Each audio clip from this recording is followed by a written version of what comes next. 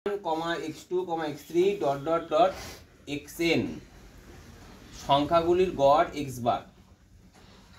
তো গড় বের করার সূত্র কি? x বার সমান কি হবে? x1 plus x2 plus x3 plus dot dot dot xn by কত? n।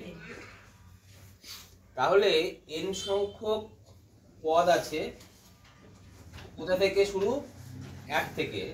তাহলে সিগমা i1 টেন্ডস টু কত? n। এটাকে লেখা যায় xi। হ্যাঁ হ্যাঁ i1 থেকে n পর্যন্ত আছে xi, এটা মানে বাই কত? n। তো এবার আমি এখানে একটা জিনিস লিখেছি যে i1 tends to n xi plus 6। এর মানে কি? এর মানে এটা প্লাস কত? 6n।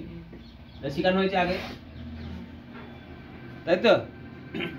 তো আমার এখানে যেটা বলেছে সেটা এইটা অঙ্কে প্রমাণ করে এর মানটা। তাহলে আমি লিখতে পারি sigma i1 tends to n xi minus কত? x বার। তাহলে আমি এটাকে এরকম লেখা যেতে পারে i1 tends to n xi minus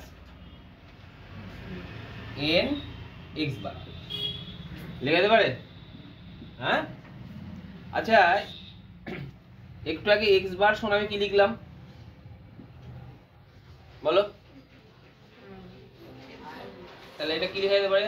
i1 tends to n xi minus n into sigma i1 tends to n xi by কত? n। n কেটে দিলাম, তাহলে পড়ে থাকলো কত? Sigma i1 to n xi minus কত? সিগমা i1 টু n কেটে দিলাম, কেটে দিয়ে কত অ্যান্সার হলো? 0। Prove that. বুঝতে পারা গেল? এটা ভালো অঙ্ক একটা।